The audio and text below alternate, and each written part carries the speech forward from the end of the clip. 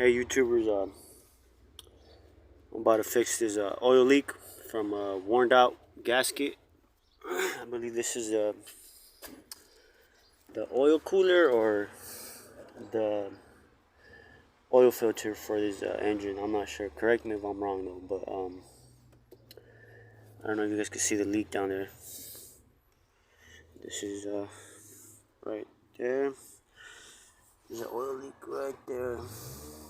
So in order to get access to that, I have to remove this intake manifold, which as you guys can see, I already started. You got to get a flathead to remove this hose from this. I believe this is going to slide back. Don't forget, you're going to have to remove this, and this. You're going to have to remove this sensor, this sensor, this sensor to slide this harness backwards. Then remove this hose back here, this hose, this hose. Just be very careful with this. You wouldn't want this to break. It's hard plastic. So once you remove all this, you're gonna have these 8mm bolts, which is 1, 2, 3, 4, 5, 6, 7, and 7. Then you have, I believe these are 10s right here. 1, 2 right here, and if it don't come out forward, you're gonna have this one back here, right here. That's like, looks like a 13, 14. But yeah, I'm gonna be doing this right now, and as soon as I get off, I'll show you guys on these little clips right here, which I already took one off right here. All you do is just press on it on the bottom. You guys can see, push on it on the bottom on both sides, and it slides up. Yeah. This is a 2015 Jeep Cherokee. So I just removed the housing for the air. It was 8mm screws all around. This is a hose, just pull to the side, and a flathead. Okay, so I just removed this other part to the intake manifold, which is just this holds it, and this back part to this rubber thing right here, and to this. So what you do, you just lift it up from the back and slide it this way, and it should come off. Make sure you unscrew this with the flathead, and of course disconnect your sensors around your harness. This next step is to remove this, which is these 8mm bolts right here.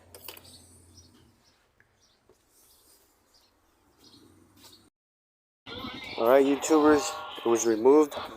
We got 1, 2, 3, 4, 5, 6, 7 8mm bolts.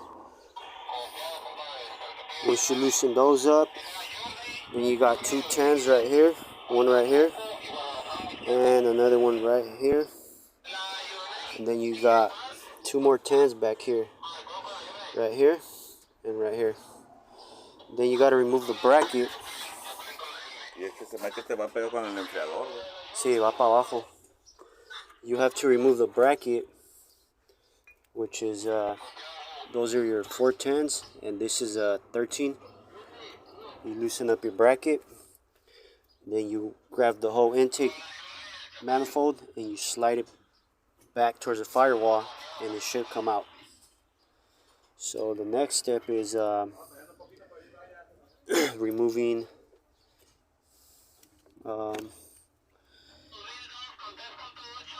I believe they're these right here. These eights. Make sure they're eights.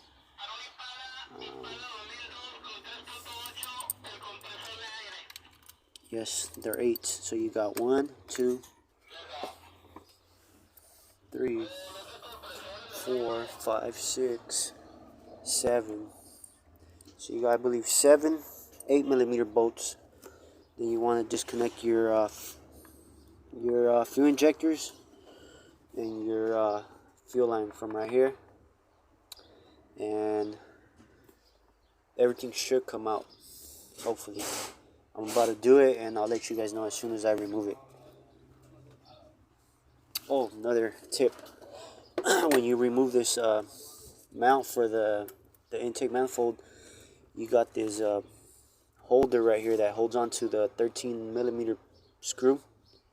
So in order to remove that, you have to remove this. Maybe you guys can see it from this bolt. Lift it up, then you slide this to the side, then you remove the bracket.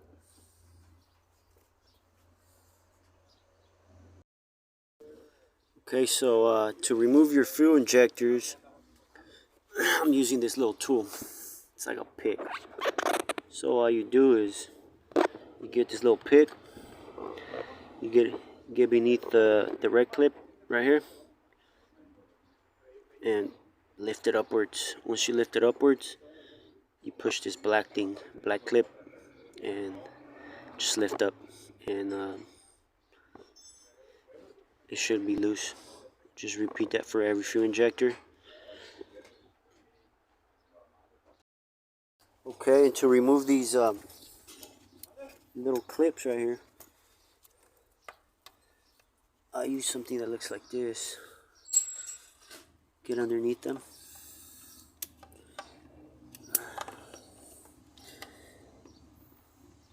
Like this.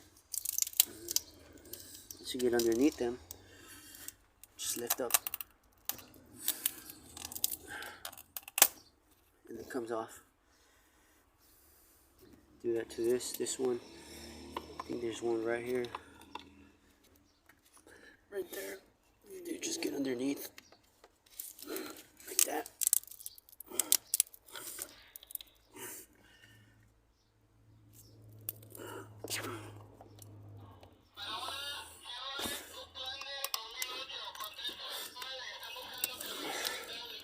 It's not easy, so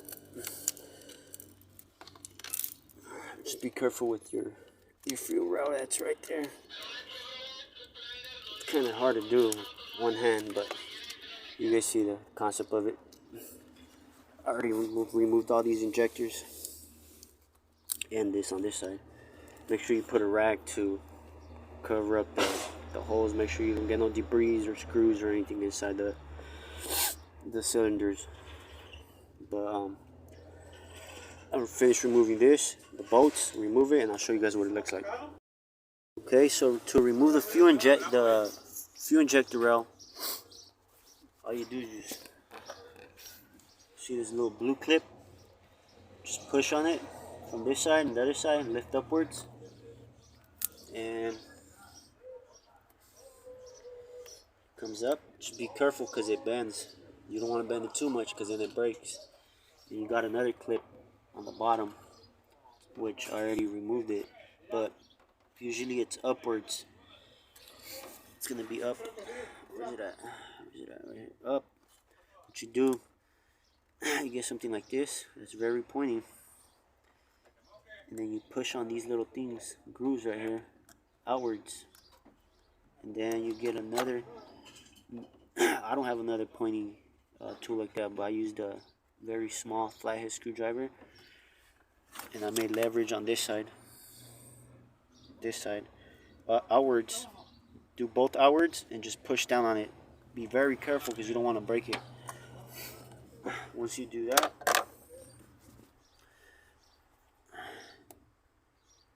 it comes down, and it should come out. Just be very careful with it. Don't force it. This damn thing is stuck. Should come out.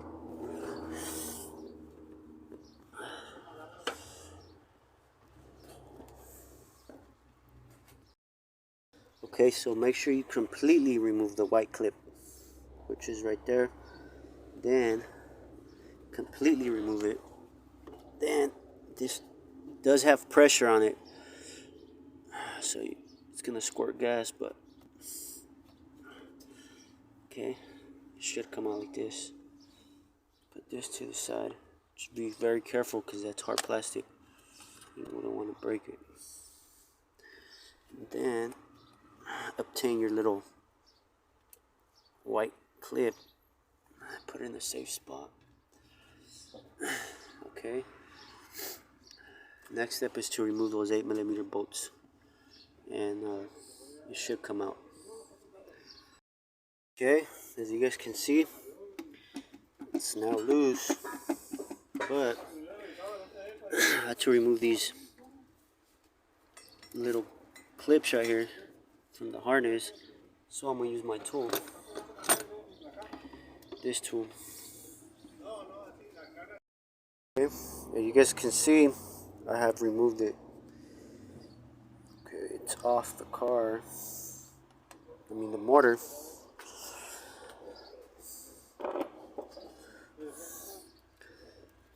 And there's our oil leak. I don't know if you guys can see it.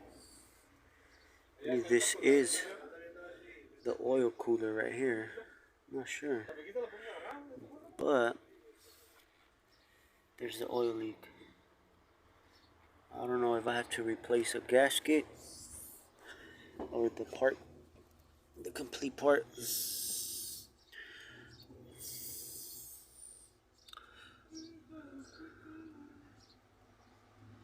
I think that's the oil cooler right here. Yeah, the oil cooler. So I'm gonna be removing it right now, inspecting it. Okay, so you got 1, 2, 3, 4, 5, 6-point bolts. Quick tip before removing them, so you won't strip them. You might want to use something that looks like this you can buy them at your local tool store, and it's number 6. 1/4, number 6. Fits perfectly fine, so you won't strip your bolts.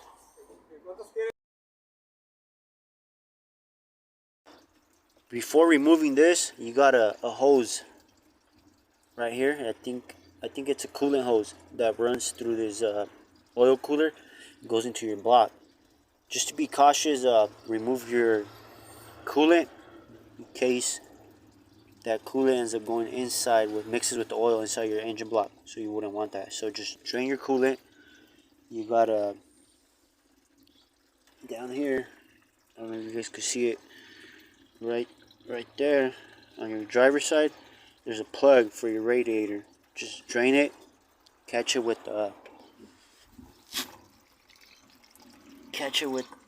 pan, oil pan or something right here, and once you drain all your coolant, then you could loosen up the bolts, because you wouldn't want that coolant to mix with your oil. I'm just doing just to be cautious, because I seen this coolant line right here. They'll both go inside the housing for the oil cooler. Alright, YouTubers, so I finally removed the part. I believe it is the oil cooler. So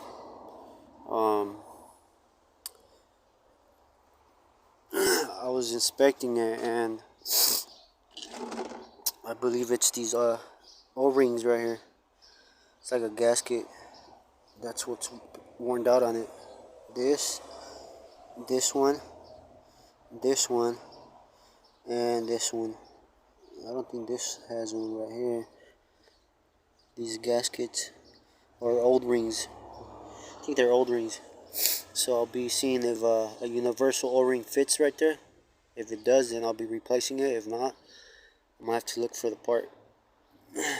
But I'm gonna be removing the oil cooler on top. It's with a T30 to remove these screws right here. That's T30 right here. T30. Make sure these O-rings down here, they're good. But more likely I'll be replacing those two because I wouldn't want to do the job twice. So take this apart, check the the O-rings under there, and clean all this up. Leaked a bunch of oil everywhere. Be cleaning that up. The knock sensors too. But other than that, I mean, everything looks good. And to install everything, just it's reverse process. And the torques on the bolts, me personally, I don't believe in torquing them because it's 8mm bolts. The most they're gonna have, they're gonna probably be can't be more than 20 foot-pounds. It's a little screw, but you might want to double check on the torques. I usually don't torque it. I just tying the screw up till I feel like it's tying up. But yeah, if you have any comments, just drop them down below. Likes, subscribes, appreciate it. Thank you guys.